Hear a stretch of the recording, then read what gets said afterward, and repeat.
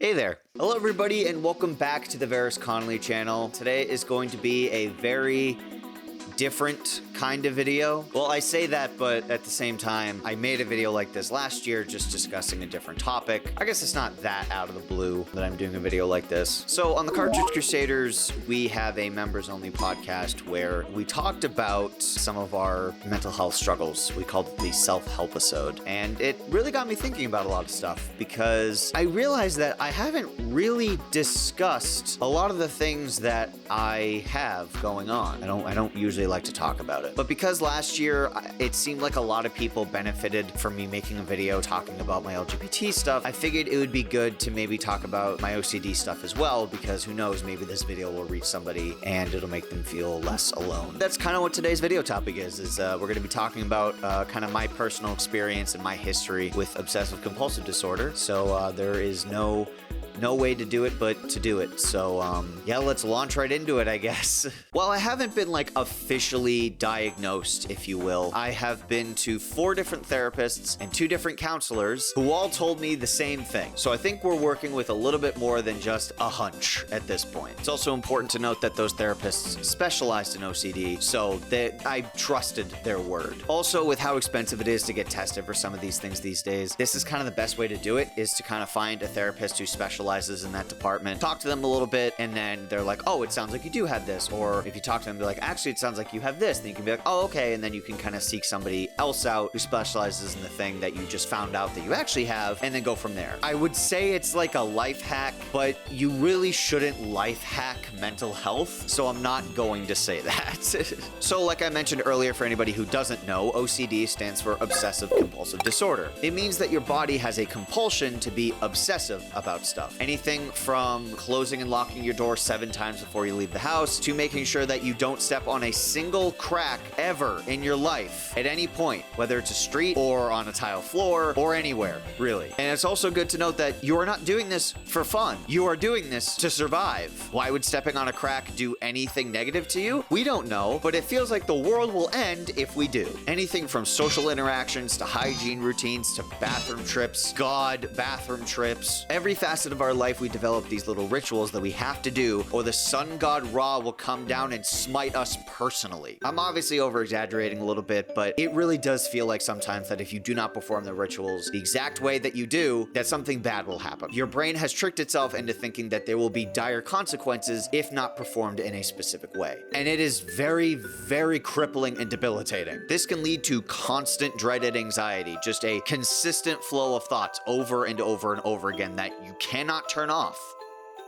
Ever. It's impossible to let anything go, whether it's something that somebody did to us or something that we did to them. Sometimes we even experience physical sensations when we don't perform a ritual correctly. For instance, I have a hygiene-oriented ritual where I need to make sure that my hands are always clean at all times. Common term for that would just be like germophobia. But for me, it has become an obsession and a compulsion to make sure that my hands are clean at all times. And if my skin feels even the slightest texture off, I need to wash them immediately. And if I don't do it, then I can feel it physically on my skin. If you know something is dirty and you have touched it, you will feel that part of your body that touched the dirty part until you wash your hand. Your brain also stops trusting itself and is constantly gaslighting it into thinking that it didn't do something that you literally just did. Again, using the hand washing example, I will go to the bathroom and I will wash my hands, and when I leave the bathroom, my brain's like, you didn't wash your hands. But I did. You sure? Well, now I don't know. Aren't you supposed to know? I am supposed to know, and I'm not sure if you did. You should probably do it again. And that could last for hours. I've also discovered that a weird facet of OCD makes you incredibly focused on one thing until it is done to its completion. Now, I don't know if that's just like a neurodivergent thing in general, because if I'm in the middle of working on something and somebody like comes in to interrupt me, even if they're just coming in to like ask a very quick question and then leave, and they're not like disrupting me even a little bit, I get frankly unnecessarily annoyed and angry for absolutely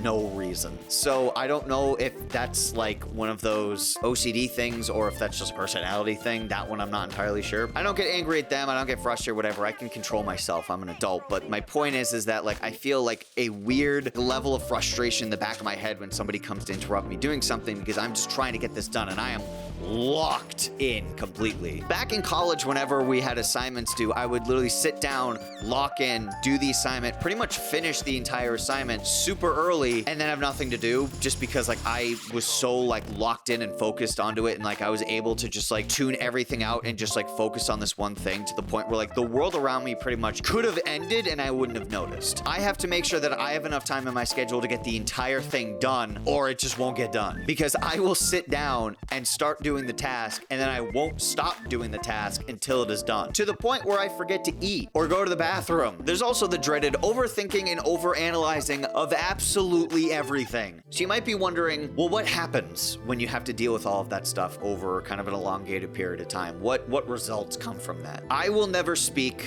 ever with 100% certainty. I've had to learn to convince people that I'm speaking with 100% certainty, but I never do, ever. I have never been confident like in anything ever. There are things I just don't know, and there are probably facets to that thing that I don't know. So I never speak fully confidently, because I'm always worried that I'm gonna like leave something out, or that I've missed a detail or whatever. And while most people just be like, those are just small things, they're not small things to me, because I literally cannot not notice them. I guess a somewhat positive to that is that I'm very open-minded about a lot of things. That's nice, where like I get to like pick things apart and understand fully why something happened or why something does something, which is great, but also like exhausting. Also, when it comes to tasks, I need to be told how to do a task from start to finish in its full entirety. I cannot work with, you'll figure it out. No, because if you have rules and you have something that you need me to follow, I need to know them so that I can do them. I don't care what the rules are, I just need to do them. And I need you to tell me what they are so I can do them. Another unfortunate setback to having OCD is being very emotionally stunted. I have felt so much anxiety in my life due to different rituals or different social interactions that, frankly, I've gone almost numb to it. It does come back here and there, obviously, because like it's not, you can't really get rid of your emotions. And I do get anxiety attacks still every now and again. But for a lot of the time, because I've experienced so much anxiety, instead of being scared, I just kind of get annoyed and angry now because I've experienced it so many times. But also in part with that, a lot of your other emotions don't really happen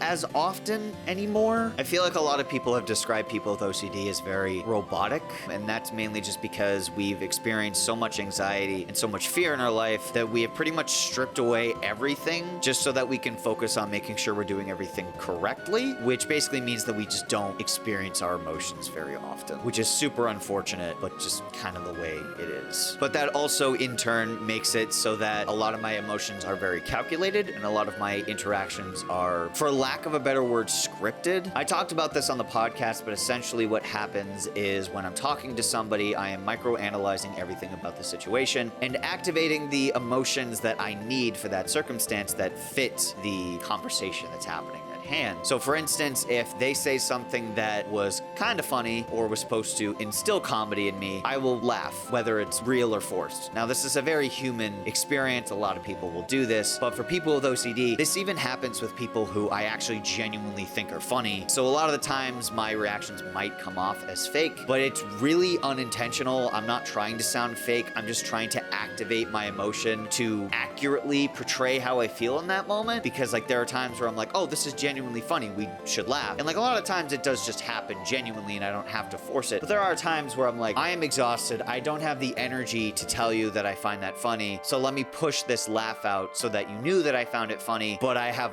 no energy, so it might sound forced. It's a very weird gray line. I'm trying not to sound like, oh, every interaction I have with people is fake. It's like, no, they're genuine, but because I just don't have the energy reserve to like be confident enough to feel my emotions fully, I kind of have to like control them and like execute them very methodically and purposefully, or I'll run out of energy really quickly. It's a problem.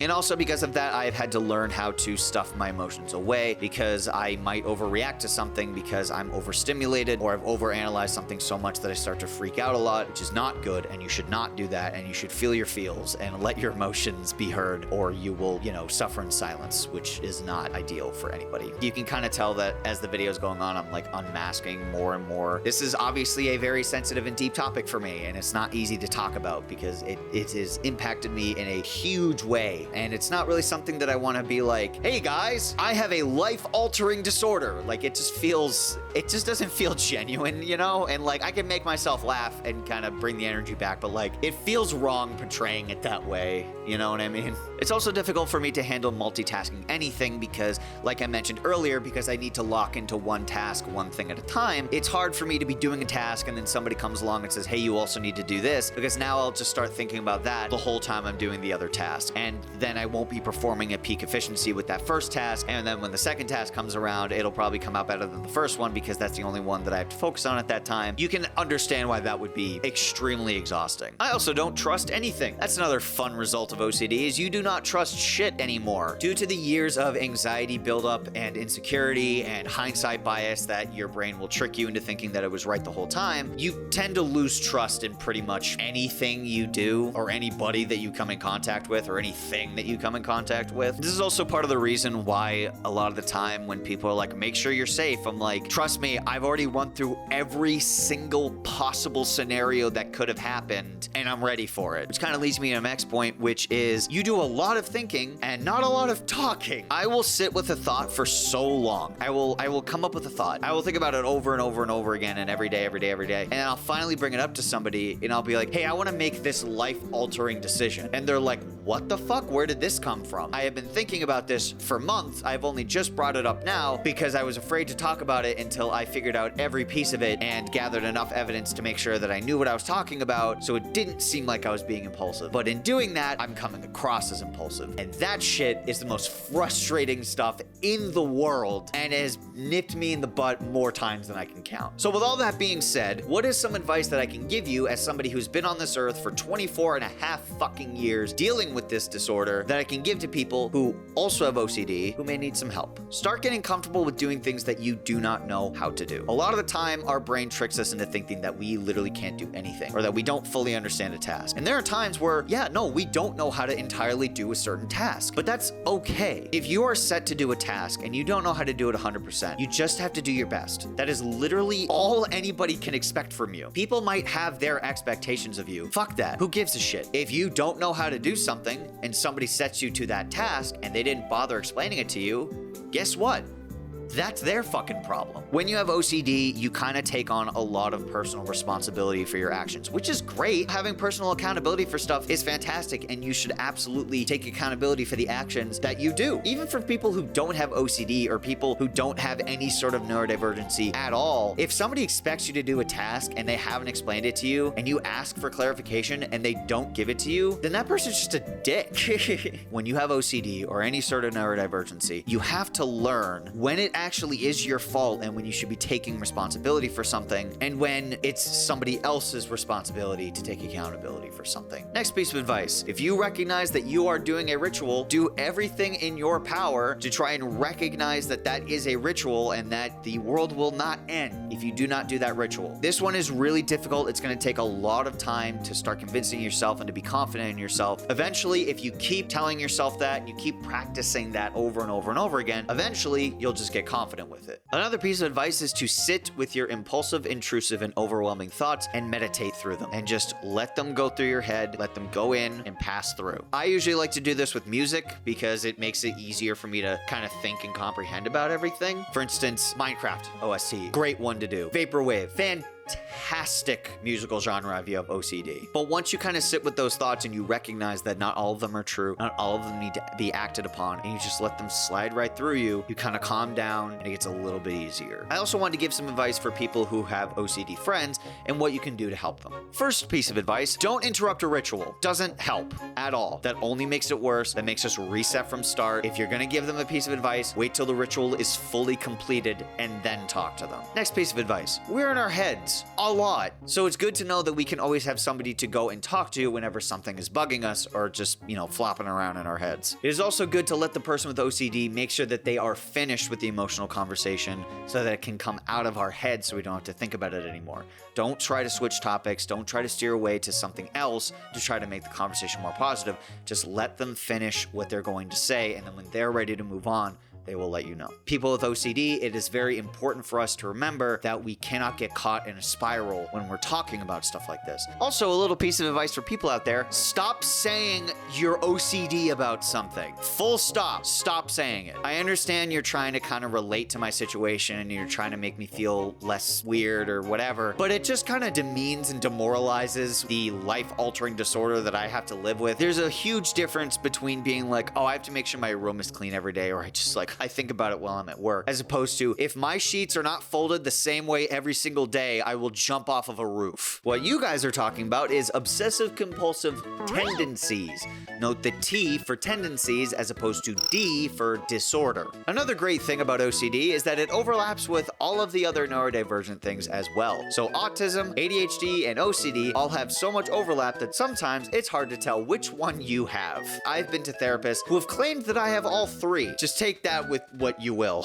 And while ADHD and autism are something that you are born with, OCD isn't. OCD is actually something that you can develop over time and become a problem later in life when it wasn't earlier in life. As far back as I can remember, I've always had obsessive compulsive disorder. Coupled with the fact that my nose is always running, and because my hands always need to be clean, and just because of all the other 1,000 different things that is wrong with my body, in tandem with my OCD, it can make life pretty difficult to live. OCD is a massive pain in the ass, and it does nothing but cripple us every day, and so I always try to find the strength in every situation that I can to try and overcome some of my disorder tendencies as much as humanly possible. There are days where you feel like you could tackle the world, and there are some days where you just want to curl up into a ball, but it's the days where you feel like curling up into a ball and actually getting up to move and go do things that make us strong. The fact that we are able to live with this and do as much as we can do with these disorders is honestly pretty marvelous. And if anybody ever makes fun of you or talks down to you because you have obsessive compulsive disorder, fuck those people. Don't listen to those people. We all have our limits, and it's not ideal to break those limits every single day. But anyway, that's